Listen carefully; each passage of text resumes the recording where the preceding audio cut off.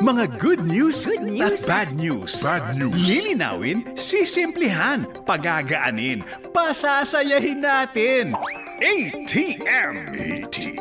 Anong take mo tuwing hapon? Kasama sina Maan Macapagal at Sandro Ochoa.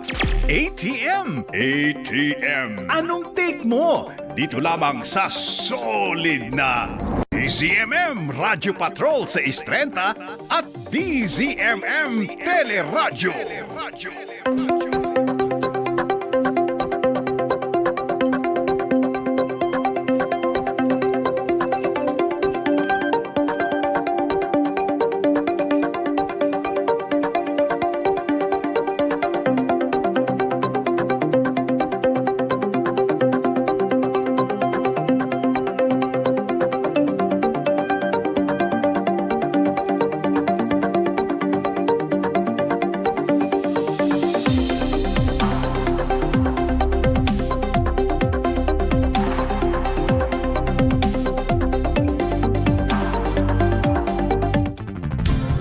Anong take mo? Sa DZMM Radio Patrol 630 at DZMM Teleradyo. Ay, magandang hapon po. Thank God it's Thursday. Ako po si Sandro Ochoa. Maraming salamat po sa Diyos. Ako po si Willie Delgado Jr. O di ba tama naman thank God it's Thursday. Everyday dapat magpasalamat tayo. Kasi baka may mga excited na dyan. Marami rin nagpapasalamat ngayon dahil sa, yung bagong development. Sa Sandigang Bayan. May magre-reunion. Oo. Dati na magkasama sila eh. Oo nga. Pero, diba? Diba yun din yung mga panahon na meron silang dating kasama doong dati ring senador? Di ba? Sabihin na natin, si Bong Revilla, nakakulong ngayon, di ba? Dati, di ba nakulong na rin sila? Oo. Dahil sa Napoles. Kasama si dating, ang namayapang si Juan Ponce Enrile. Oo, diba? Kaso pinakawalan siya kasi nga yung hindi na flight risk, yung pagiging may edad na niya noong mga panahong yun. Oo. Pero yung inside story niyan, kukwento ko sa iyo. May maganda dyan eh. Meron din nagkwento sa akin. Kung paano sila nakalabas. Yun ang matindi ron. Meron din akong kwento dyan eh. Talaga? Yung mga bumibisita. Yun ang maganda dyan. Pero yan ay mga pangyayari. Itong mga updates ito ay malamang ay may epekto doon sa magiging function ng Senado. Dahil nga kung magtutuloy-tuloy ito at magkakaroon ng warrant, ito yung isyong tila gustong madaliin ng mayorya dahil nga posibleng hindi makaboto itong mga senador kapag meron na silang warrant at hindi na sila physically present sa plenaryo. Nauso kasi yung WFH. Work from home. Work from home. Work from home. Pwede rin naman, payagan na ho ninyo. WFH din. Kung ang Senado ay isang kumpanya. Pwede naman. A company of ano? Of ano? Of ano? Hindi, pwede naman WFH din. Si Bato. Ano yung WFH? Work from Hague. Pwede. Pwede, di ba? Payagan nyo na ho. Pwede. Hindi kasi, yung ipinagigiitan kasi nila, yung Senate Resolution number 51 nung 18th Congress, ito yung may kinalaman dun sa pagbibigay, pagkakataon kay dating yung nakakulong. Ngayon ay si ML Representative Leila de Lima. Pero iba kasi yun, Kuyang. Alam mo yung resolution na yun na inihain sa Senado ay para siya ay makapag-participate sa mga diskusyon, sa mga investigasyon. Kasi ang hinahabol nila dito, itong kasalukuyang liderato ng Senado, of course, para hindi mawala yung mga boto, hindi ba? Now, ang sabi ni dating Senate President Franklin Drilon, na isa sa nagpanukal, hindi umubra yun.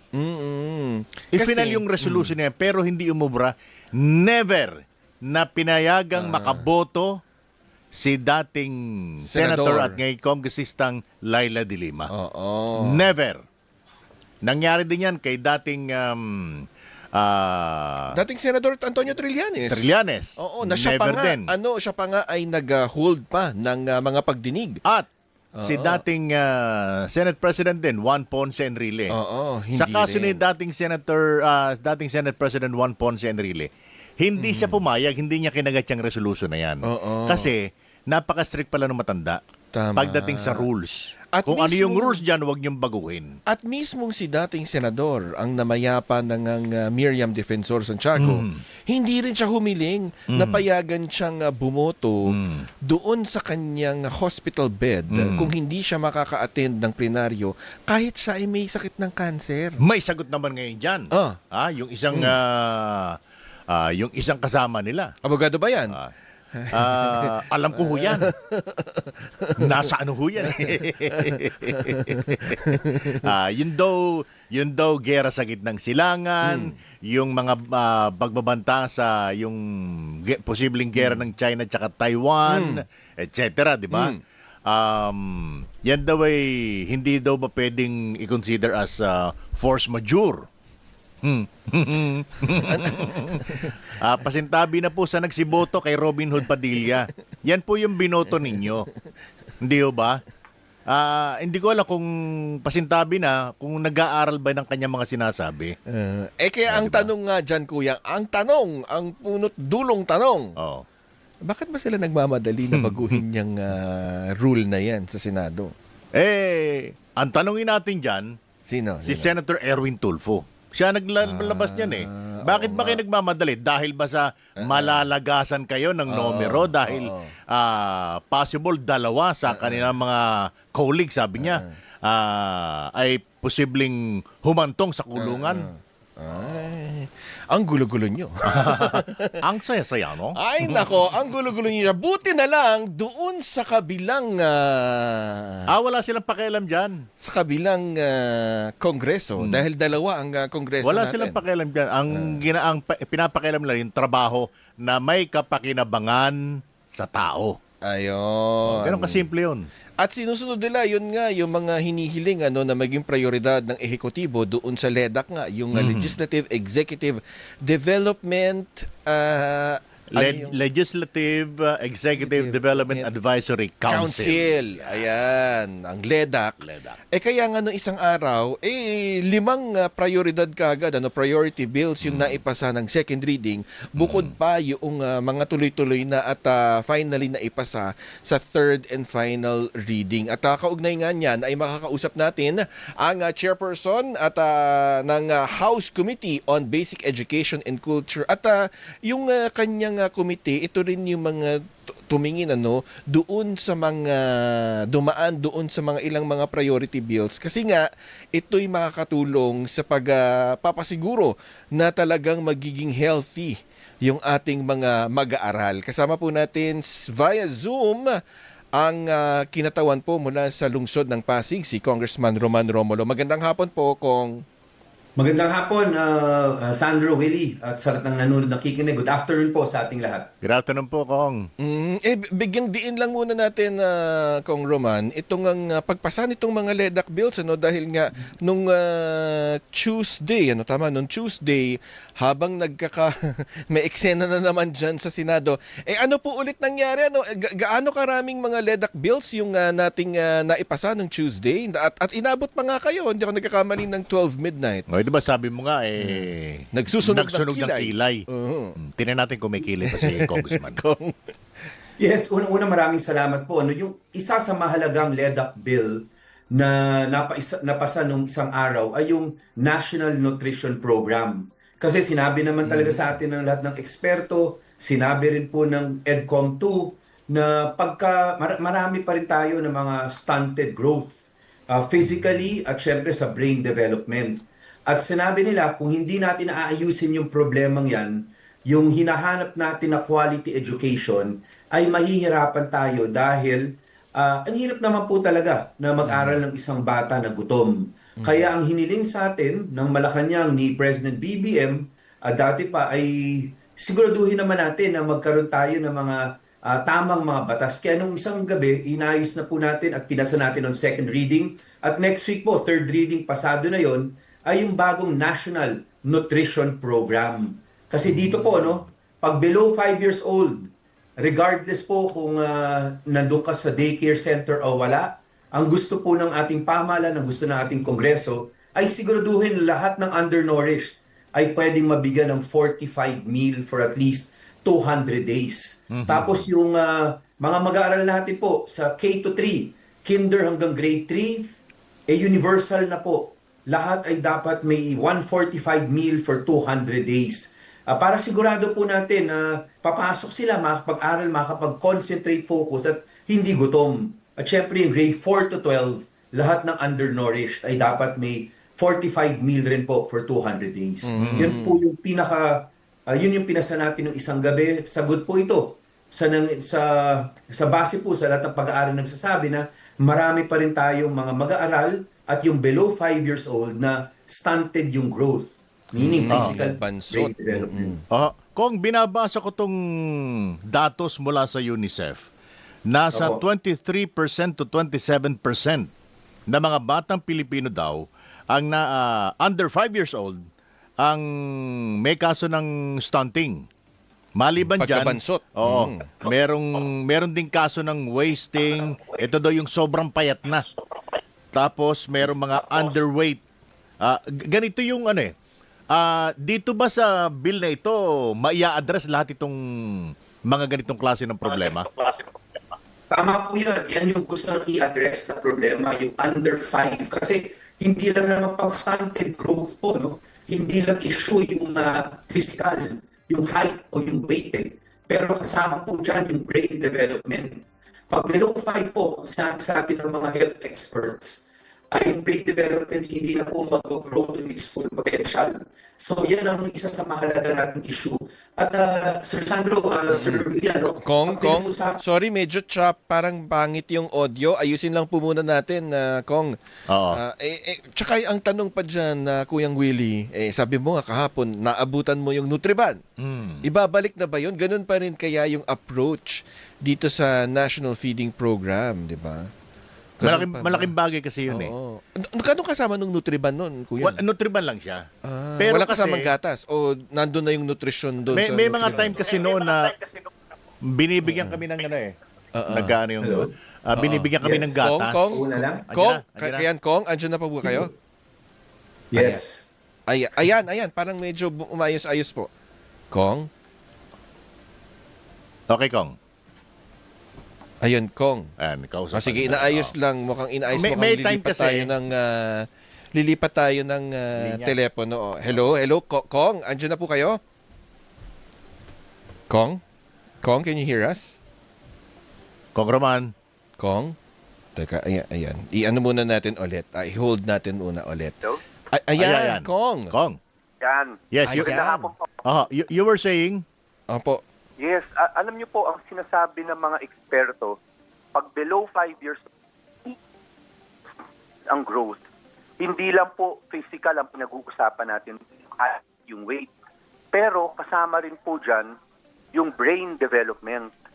Kaya kung stunted yung growth, hindi na po mahahabol pag below 5 yung full potential ng brain development. That is why napakahalaga po na ma-address natin yung issue na yan.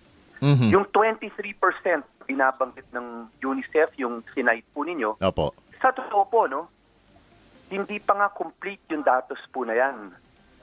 So kulang pa ito, kulang pa yung 23 to 27%. Maaring mas mataas pa po. That is why talagang sinikap po talaga nung lahat na maipasa yung bagong batas na ito para masagot po ng gobyerno yung problema talaga ng stunting growth below 5 years old.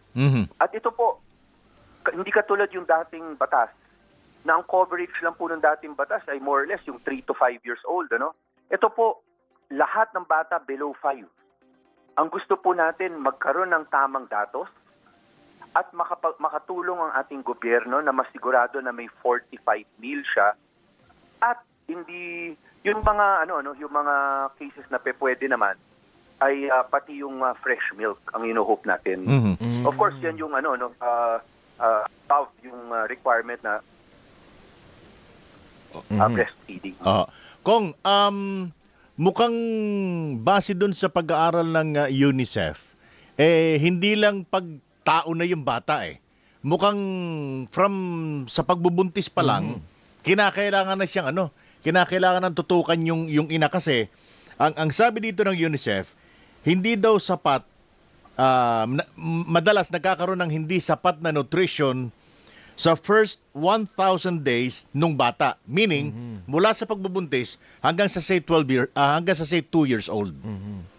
That is correct, ano? At yan po, covered yan nung pang batas na first 1,000 days. Ang problema, may gap Okay. Pagkatapos po nun talaga ay may nagka-gap. So itong batas po na, itong bill natin na may papas third and final reading next week, ito na po yung tubuan.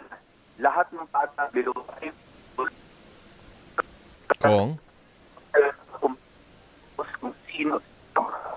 Kong, medyo ayusin lang po natin ulit yung linya. Mukhang Ayan, i-hold ko, pakiayos lang muna natin sandali. Oo, sayang, mukhang yung halaga nito. Mukhang yung linya ni Congressman Romulo Kulang sa kulang sa nutrisyon. nutrisyon. Ayun na nga, kasi nga, napaka-importante nito dahil Hindi kasi lumalabas sa pag-aaral ng UNICEF, hindi lang pala pagbata na tututukan mo. Habang nagbubuntis. Habang nagbubuntis yung ina, Ito, dapat balikan natin natututukan na Kong. kagad. Kong, magandang hapon po ulit. Yes, good afternoon. Ayan. Go ahead po, you were saying. Yes, tama po yun. Meron na tayong batas, yung first 1,000 days. At yan, cover dapat po yan pagkabuntis pa lang ng nanay ay namomonitor na ng ating barangay, ng city, para yung national ay alam nila kung sino yung kailangan ng tulong. Pagkatapos niyan, itong bill na ito naman yung pupuno nung lahat ng bata below 5 kasi nagkaroon ng gap dati. May area na hindi na-cover ng maayos. So itong batas na ito, fully cover na lahat kasama yung first 1,000 days hanggang 5 years old until bago siya pumasok ng K-12. Saan po nagkaroon ng gap? Nagkaroon ng gap na kasi ang na-cover lang nung batas ng supplemental feeding noon ay age yung mga nakapasok na ng daycare center. Okay. Ang problema po, hindi naman po ganun karami ang pumapasok ng daycare centers. So, tapos from 3 to 5 years old yon. So, magkakagap rin talaga po between the ages of 2 to 3 at parang kailangan masigurado natin na covered pati yung hindi pumapasok doon sa mga daycare centers. Hindi, tsaka mahirap dyan, Kong. Maghahabol ka kung ang tututukan mo yung mga nakapasok na. So, maghahabol ka. Bukod dun sa dapat na ang ginagawa mo, bago mag-5 siya, natututukan na kagad yung bata. That is correct. Kasi ang sabi ng eksperto sa atin, ang mga eksperto, pagka after 5 na o pagpasok ng K-12, doon mo lang bibigyan ng feeding, hindi na raw po mare-recover yung nawala na physical brain development. Yun yung sinasabi natin na mahirap maghabol. Oo, at saka That's ibig correct. sabihin, Tama po kayo. hindi na nami-meet yung maximum capacity sana na nang matuto yung mga estudyante natin, yung mga mag-aaral natin. Pag stunted ang growth hanggang 5 years old, masabi ng mga eksperto, mahirap at hindi na mahabol. Paano yung manner ng monitoring niyan? Halimbawa, sa pagbubuntis pa lang, monitor na dapat ng barangay. Dapat ba yung ina, from time to time, makikipag-coordinate sa barangay, mag-report sa barangay, o yung barangay ang pupunta mismo sa mga bahay? Again po, kung maalala niyo po, last year, meron tayong isa pang batas na pinasa. Yung pinagtibay po natin yung tinatawag ng ECCP Council. Ito po yung sama-sama ng may Department of Health, DSWD, sila po ang dapat meron sila bumababa at co-coordinate sa bawat local government unit. Yes, so para yung datos ng local government unit tungkol sa mga nabuntis, yung mga nagdadalang tao, dapat recorded na po yan. Hindi lang sa local government, pero dapat maiakit yan sa national government. Dahil doon natin gusto rin manggaling yung tulong. Kasi tulong talaga dito ang LGU, pati ang national government. So, sa totoo po, no, ang isa sa kakambal na batas nito ay yung ECCD, yung bagong ECCD law na napasa naman last year. Ito po yung magmo-monitor talaga at makipag-coordinate sa bawat LGU natin. So, city, municipality, province, and mga barangay para masigurado na alam natin yung datos ng mga nagdadalang tao, yung mga bagong panganak, at hindi yun, yung pag-weigh rin ng bata. Kasi doon mamamonitor kung undernourished or stunted yung growth. Siguro panghuling Talagang malawakan na tulungan nito between the local and national government. Pero, ang mainam dito, yung funding ay magtutulungan na talaga dito yung national and local government. And local government. Opo. Kung siguro panghuling tanong ko na lang po dahil nga aminin na natin talagang malaking problema rin natin yung teenage pregnancies.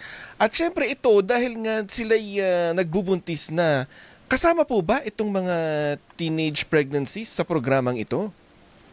Sa totoo, makakasama sila in terms sa mga benefits na makukuha.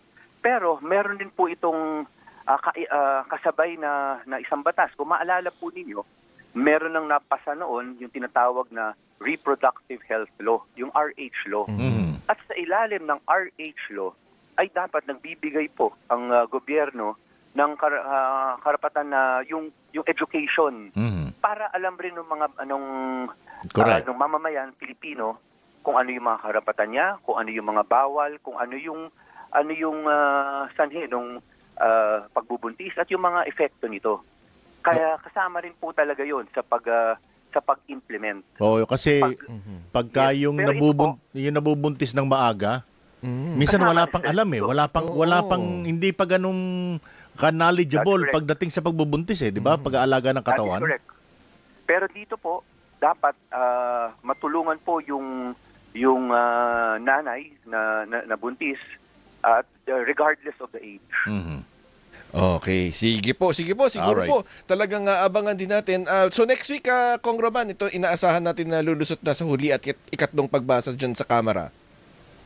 Correct po yan. Yan yung inaasahan po natin. At kasama rin po niyan, sana sa amin ko po pasado noon third and final reading, yung expanded voucher. Para yung sagot naman po ito, dun sa LEDAC bill rin po ito, yung expanded voucher. Ito yung tungkol sa pagpapalawak ng financial assistance. Kung congested ang isang DepEd school, ay dapat makaaral sa isang malapit na private school at tutulungan financially ng gobyerno.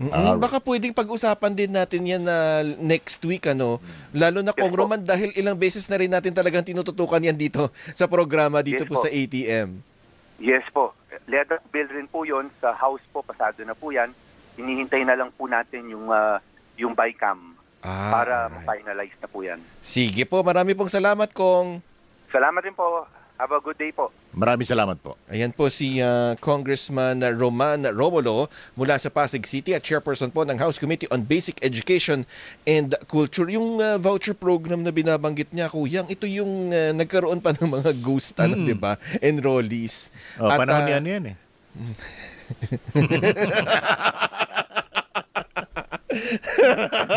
Naka-green pa naman ako ngayon. Ay, nako. Eto ako nakakulay neutral. Pero parang dating green yan. Sa pagkaluma, nauuna na yung kulay. Hindi nga daw marunong mag-laptop. Ha? Hindi nga daw marunong mag-laptop. Paano niya nasabing yung laptop na gusto niya hindi kayang i-afford ng gobyerno? Meron ba marunong mag-laptop ng ganun? Sinabi niya yun Yung laptop na gusto ko hindi kayang i-afford ng gobyerno. Antara, Antara. Siguro naman siya marunong siya tell the time. Siguro naman. Marunong siya mag-time check. Anong oras na, Kuya? 5 minuto na lamang bago mag-alas 5 ng hapon.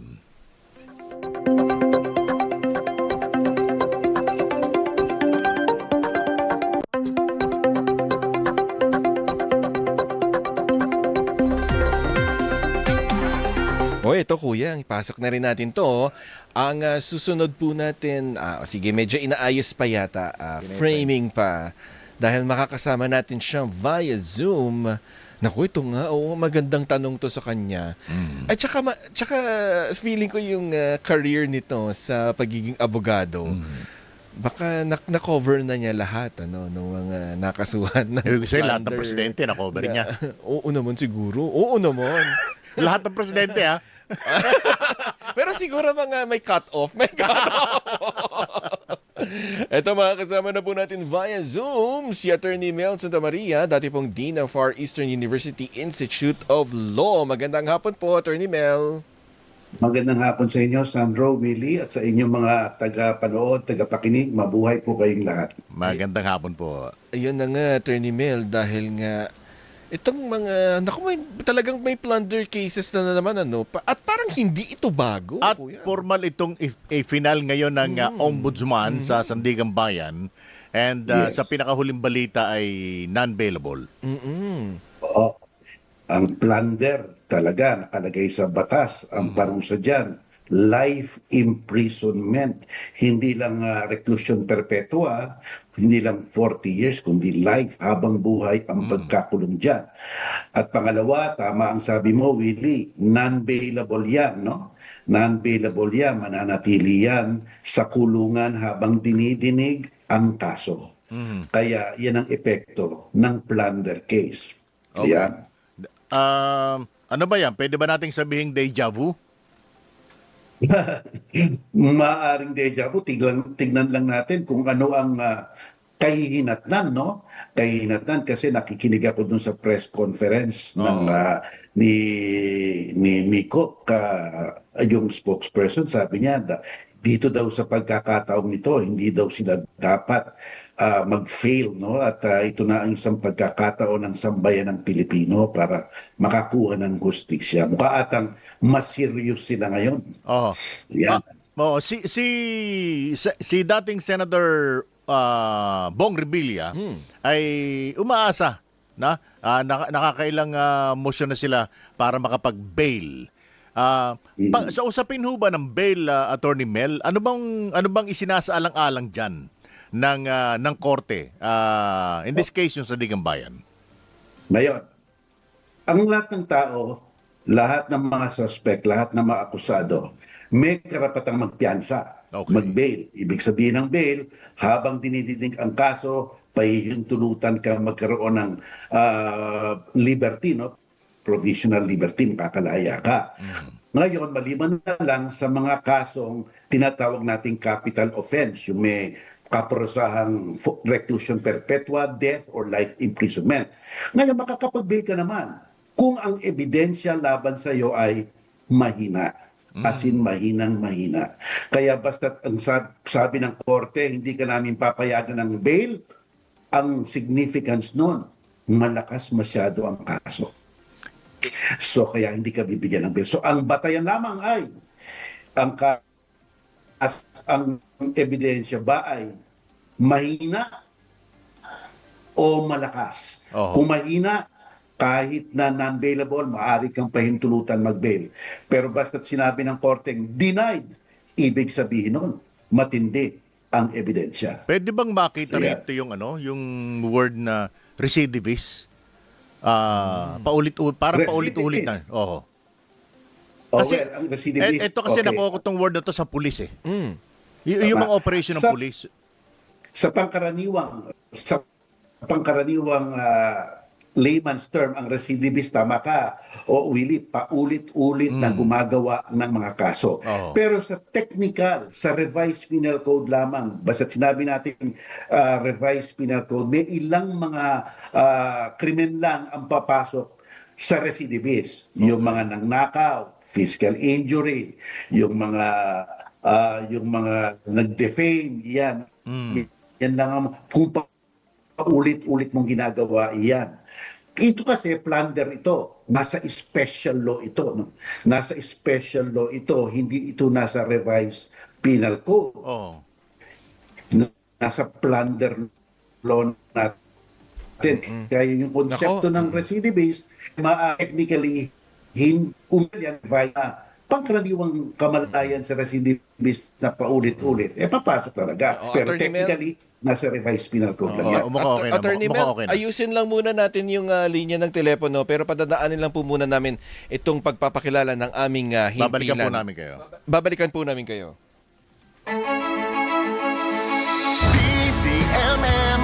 Radyo Patrol 6:30 nagbabalita, naglilingkod saan man.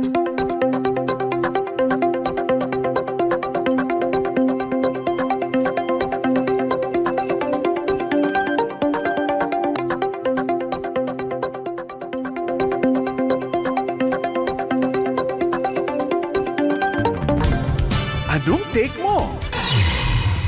Sa DZMM Radyo Patrol 630 at DZMM Teleradyo.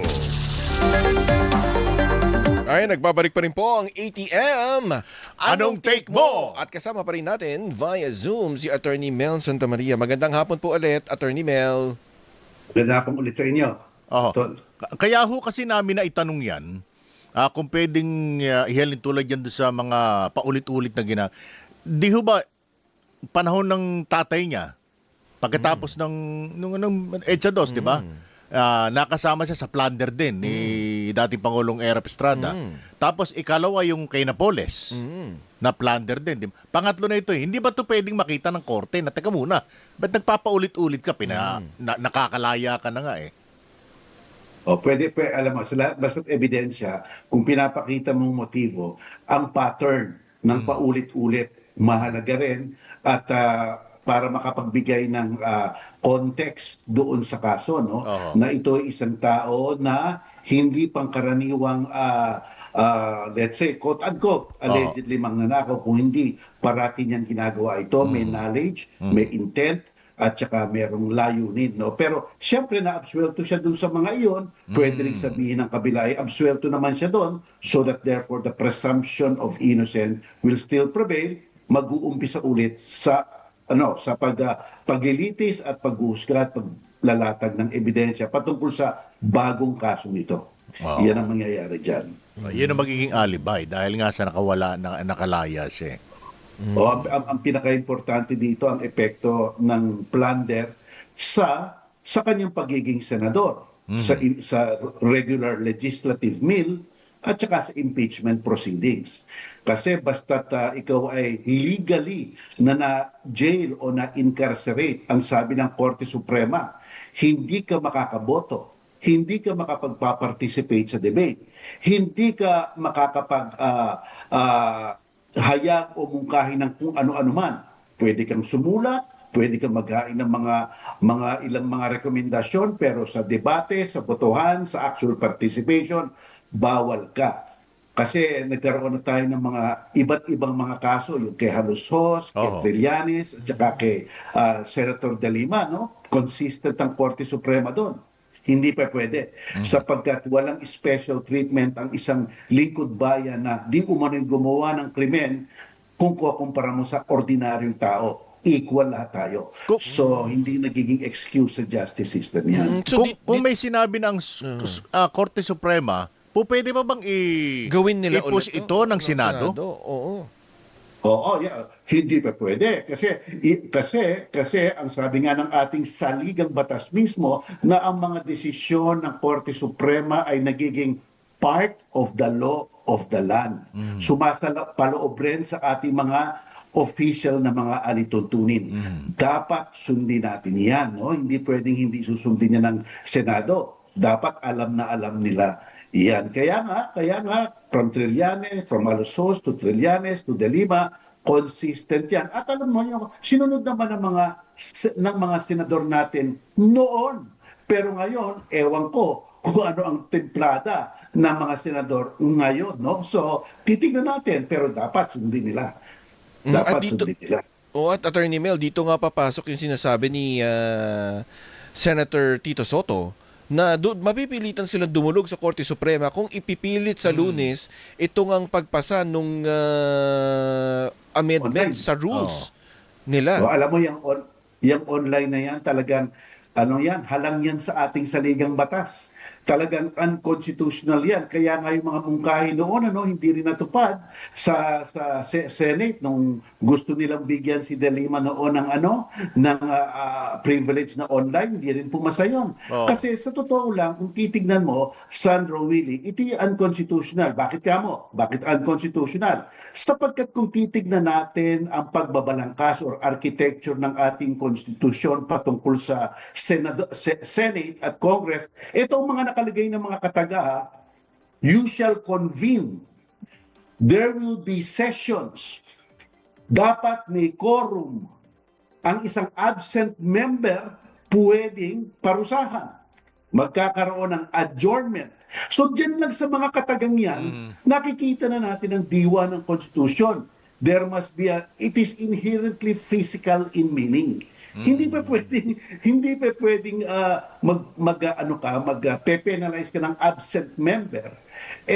Naka-Zoom, hindi pa pwede 'yon. Dapat physical present. At isa pa, tandaan natin ng ating konstitusyon ay ang pag-uunawa sa ating konstitusyon ng mga katagado doon ay pag-uunawa ng hindi ng abogado, kundi pag-uunawa ng mga pangkaraniwang tao, sapagkat ang mga pangkaraniwang tao ang nag-approve ng ating konstitusyon, so therefore it should be applied according to their understanding. Noong February 1987 na-approve yung konstitusyon natin, wala pang Zoom yan, wala pang online yan, wala pang virtual reality, hindi naisip iyan ng ating framers ng ating konstitusyon. So therefore, hindi dapat tayo lumayo sapagkat iyan ang diwa ng ating konstitusyon. Face to face diyan sa session na yan. So ito yung obviously kinatatakot ng mayorya. Dahil gaya nga nung sabi ni Senator Erwin Tulfo na sa mga darating na araw posibleng malagas yung miyembro ng mayorya dahil dalawa sa kilala niya ang posibleng makulong. Isa na nga itong si Senator Jinggoy dahil sa unang-una hindi siya pinayagang makapag-bail sa katatapos na desisyon ng At kung hindi pa rin maamyendatahan itong rule sa Senado, dahil kung wala si Senator Bato, dahil nga bakit siya a-attend kung posibleng arestuhin siya. At mayroon pang isa pa na senador na sinasabing in 2 weeks makakasuhan din. Di kulang na 10 na lang sila. So obviously, ang basa mo dyan, Attorney Mel, may motibo ang mayorya. May motibo talaga yan. May motibo talaga yan. Sapagkat nga yan ay for political convenience lang. For political convenience. Alam mo, Willie, Sandro, tignan nyo ang power struggle ngayon. Sa Kongreso, sa Senado, makakapagpasa ka ng resolusyon, batas, mungkahi, kung makukuha mo ang majority. 13-11 ngayon. Wala na si Bato, di 12-11. 12, hindi majority yon. Kaya ang tunay na power ngayon, Willie at saka Sandro, ang tunay na power ngayon ay nasa minority. Sapagkat hanggat hindi gagalaw yung 11 na yon at nawawala sa kanila si Bato, hindi makakakuha ng majority para mag-pass ng anumang resolusyon. Diba? Kasi dapat majority, 12 lang sila.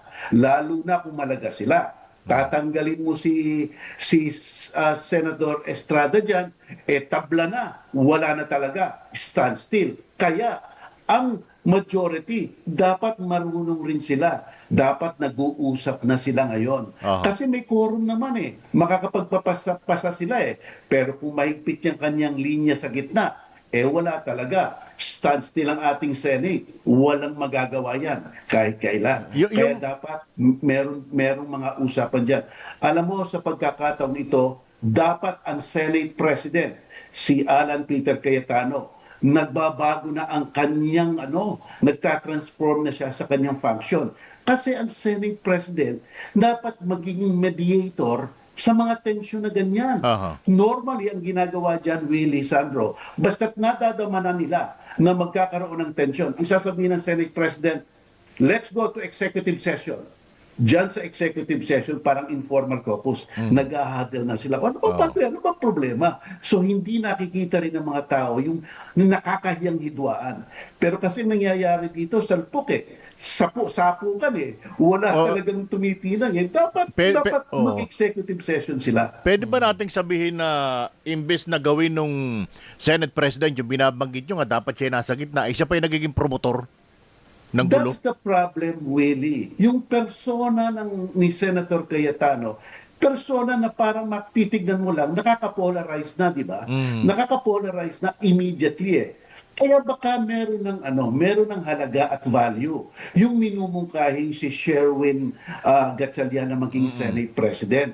Kasi parang naman siya, acceptable siya sa dalawang panig. Mukhang malumanay na ang kanyang mukha. Isang tingin mo pa lang sa kanya, parang wala naman siyang imik. So ibig sabihin, baka ito na talaga ang pagkakataon na magkaroon ng isang nasa gitna na mediator. I don't want to diminish the value of Senator Peter Cayetano. Kaya lang the reality is, banggaan habang nandiyan siya parating banggaan. Wala talaga silang mapapasa dyan.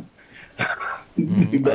Kasi hindi sila makaka-attain ng 13 votes for any resolution.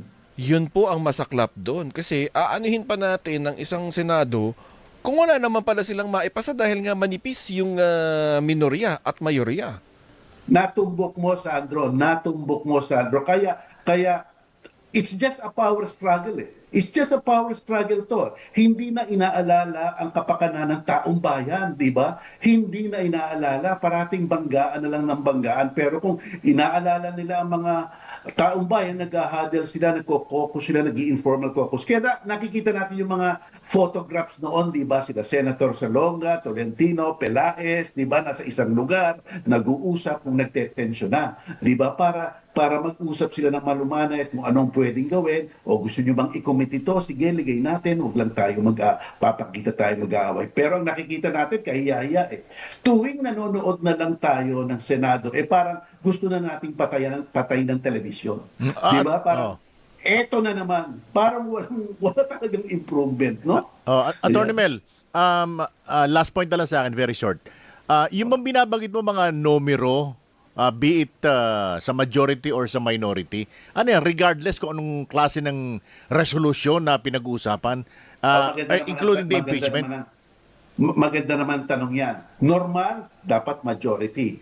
Pero yung adjournment lang, yung ganyan, okay, pwede nang pinag-uusapan yan. Pero halimbawa, yung kamukha ng impeachment, 2/3 yun.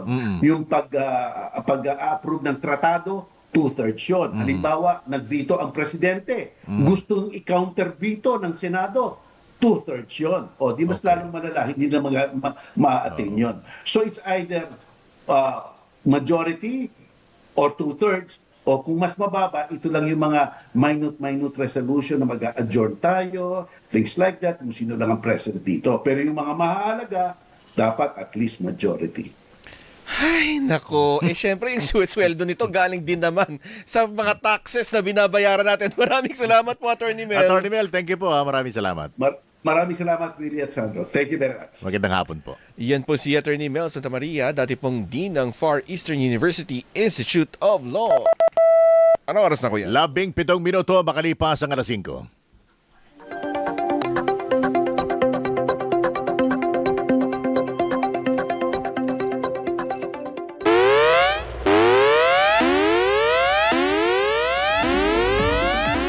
Ay, kumuha tayo ng report, kuyang. Sino ba yan? Yung pinag-uusapan natin kanina lang, kaso ni Senator Jinggoy Estrada na i-raffle na sa Sandigan Bayan. Narito ang balitang kumpirmado at sigurado mula sa Sandigan Bayan Radio Patrol, Kelly Cordero. Come in, Kelly. Willie, Sandro, na i-raffle na sa mga hahawak na dibisyon sa Sandigan Bayan itong Webes, May 28, 2026, ang mga kasong plunder at graft laban kay Senator Jinggoy Estrada. Kaugnayan ng manumalyang flood control project. Ang kasong plunder ay napunta sa 5th Division. Ang first graft case ay napunta sa 2nd Division, habang ang pangalawang graft case naman ay sa 5th Division. Ang nasabi mga kaso ay inihain kanina ng Office of the Ombudsman sa pamamagitan ni Assistant Ombudsman Attorney Nico Clavano. Kabilang rin sa mga kinasuhan sina dating DPWH Secretary Manuel Bunoan, dating DPWH EUSEC Roberto Bernardo, dating Regional Director ng DPWH NCR na si Gerard Opulencia, Henry Alcantara, Bongbing Lasan, Denril Cesar Fortuna, Manny Bulusan, Arturo Gonzalez, at iba pang John at Jane Doe. At yan, ang balitang kumpirmado. Kelly, tatlong division. Lumagpak yung mga kaso. Tama ka dyan, Willie, kasi yung dalawang graft case itong isinampas sa kanya.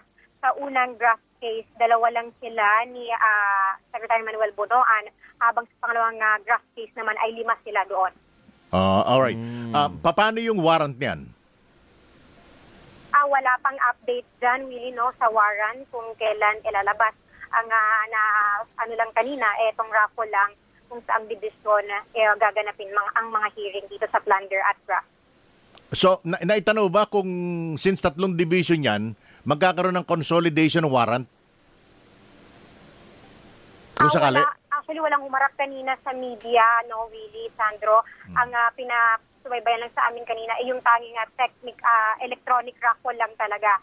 So, walang humarap kanina sa media para sa mga karagdagang detalye pa about dito nga sa kaso ni Senator Jinggoy Estrada. Alright, thank you, Kelly. Okay, kumuha pa tayo ng report mula naman kay Lester Aler.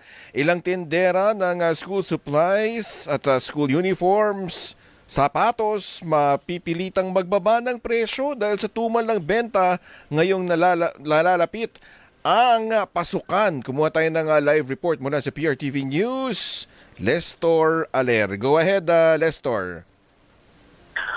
Willie, Zandro, ilang araw na lang at pasukan na. Pero ang sitwasyon pagdating sa bentahan ng uniforms at sapatos dito sa Divisoria ay matumal pa rin na. Umaaray kasi ang ilang mga tindera sa mababang kita kahit na malapit na ang pasukan. Kwento ng tinderang si Sharon Baluyo, mga ganitong araw ay dagsana ang mga tao sa Divisoria. Pero kumpara nitong mga nakaraang taon, mas kakaunti ang bilang ng taong nagpunta sa Divisoria para mamili ng gagamiting uniforme at bag. Sila ni naman, inaalat din ng tindang sapatos kahit na 1 linggo na lang bago magsimula ang pasukan. Dahil dito, mapipilitan silang magbaba ng presyo para lamang may kitain. Si Sharon tatapatan ng presyong hinihingi ng kanyang mga buyer o yung kanyang mga customer, habang sila ni naman ay hindi na magtataas pa ng presyo. Pakinggan natin ang tinig ni Sharon Baluyo at Lani. Ngayon magkano na lang, tsaka may mga ano na silang dala. May mga presyo na. Kaya yung anong presyo nila, yun ang sinusunod namin. Kasi pag hindi mo sinunod yun, wala, aalis ang kanila ng buyer. Baba-baba lang presyo, hindi namin pinapataasan para makabinta lang kit. Kahit ilang piraso lang. Makabawi-bawi lang sa Willie, Zandro, sa ngayon nasa 100 hanggang 150 pesos ang blouse at polo, habang ang palda at pants naman ay 280 hanggang 300 pesos. Ang sando ay nasa 90 hanggang 150 pesos at ang t-shirt naman ay naglalaro sa 100 hanggang 170 pesos. Ang sapatos ay nasa 320 hanggang 350 pesos at ang mga bag naman ay nasa 300 hanggang 500 pesos. Para sa DZMM, ako si Lester Aler ng PRTV News, nagseserbisyo para sa Pilipino. Ay, maraming salamat, Lester. Paano kuyang magbabalik ang ATM? Anong take mo?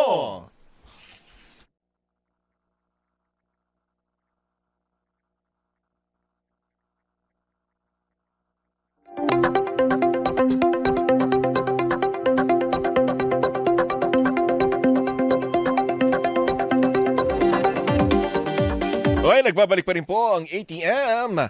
Anong take mo? Ito, pasok na natin, Kuyang, ang Dean ng School of Diplomacy and Governance ng De La Salle College of St. Benilde, si Dr. Gary Ador Junicio. Magandang hapon po, Dean Gary. Ay, magandang hapon, Sandro at Willie, at maraming salamat ulit sa imbitasyon. Oo, paano nga mangyayari dito sa Senado? Dahil mismong si Attorney Mel nga kanina yung nagsabi na manipis talaga yung pagitan ng minorya at mayorya. At yun nga, posibleng parang walang maipasang batas dahil nga kung magpipilit itong majority na mag-push ng kanilang mga agenda, lalong pwedeng araw-araw mag-walk out itong minorya. Siguro maganda dyan ay instead na force majeure ang sabihin ni Senator Robin Padilla ay i-force attendance niya si Senator Bato, no? Para at least ay makapag-quorum, para makakuha nila yung quorum at tingnan natin magdebate kasi syempre hanggang ngayon pa naman ay sinasabi natin ay elected na senador si Senator Bato, so importante yon. Pero more than that, itong sa issue nga ng minority at majorya, gusto ko lang idagdag din yung issue din ng parliamentary procedures ito sa usapin nga na dapat may legal background ka. No? Gusto ko lang ipaalam sa ating mga buting senador na yung Robert's Rules of Order, ito ay kinreate ni Henry Martin Roberts, no? Isang military engineer na ang purpose talaga niya, kaya niya ito kinreate itong Robert's Rule, ay maging accessible ang parliamentary procedure sa mga non-lawyer. So, gusto ko itagdag yun, para sa kalaman ng ating mga tagapakinig, no? Hindi talaga intensyon ng Robert's Rule na magkaroon tayo ng mga legal background. It simplifies to help us understand how a meeting should be operationalized under certain conditions at maging accessible sa mga hindi lawyer. So, yun siguro yung isang bagay na gusto ko rin ibahagi sa atin. At may magagalit siya yan. Gusto niya dapat siguro siya bumalik sa pag-aaral ng parliamentary procedure kasi nasa history yun Willie. Gusto niya dapat ganito napakahirap pagka walang pero walang background sa diba? Kuyang Willie at Dean Gary, ang tanong nga nung netizens, ba't yung anak ba niya abogado rin?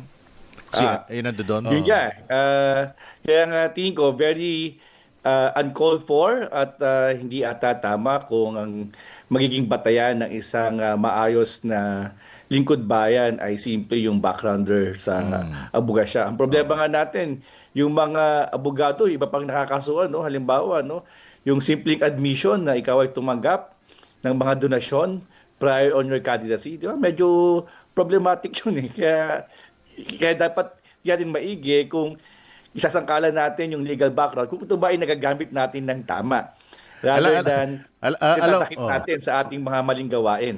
Alam mo, ang ganda ng memes na nakita ko sa sa online Habang sinasabi niya yon, kuha doon sa picture doon sa likod niya, si Robin. Si Senator Robin. Oo. Pero, kidding aside, paano na yung mga legislative agenda? Ito may asama tayong magiging maayos in the future?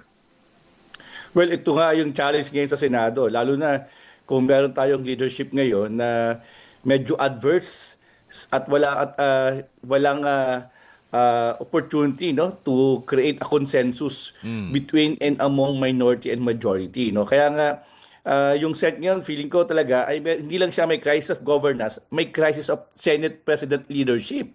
Kasi for the longest time, alam nyo, ang Senate President naman, kahit ikaw, galing ka sa majority, pero you can work together with the minority. Kasi nga, ang katotohanan talaga ay kailangan magpasa ng batas, regardless of your political affiliation. Pero kung yung kasalukuyang presidente ngayon ng Senado ay parang simula lang umupo siya, ay araw-araw ay merong serye ng Senate Flicks. So talagang ma-stuck din talaga tayo, hindi lang sa mga legislative agenda. Kaya nga hindi naman maigi yung House of Representatives. Nakita ko ang dami nilang mga pinasa na mga na mga batas priority bills, para pakita sa Senado, Ang dami. In compliance of course dun sa sa pangangailangan natin ng ating sambayanan. So, I think this is really a problem. Kung meron kang Senate President na ganito ang kondukta, wala talagang mangyayari ngayon sa bansa natin. At least yung Kamara ay it's fulfilling its job. Yeah, tama ka dyan, Sando, At ang dami nila kasi na-monitor ko kahapon, they pass almost 11 or more than that, ng mga legislative agenda na directly will help at tutugon na yung ating pangangailangan ng bawat mamamayang Pilipino. Including mga priority bills. Okay. Yeah. Kasama yung priority bills. Okay. Maraming salamat, Dean Gary. Sige, maraming salamat din, Sandro. At next time ulit. Next time. Po ulit. Yan po si Dean Gary Ador Junicio, ang Dean po ng School of Diplomacy and Governance ng De La Salle College of St. Benilde. Bye kasi... With that, bye kasi baka may mag-walk out. Bye! Anong take mo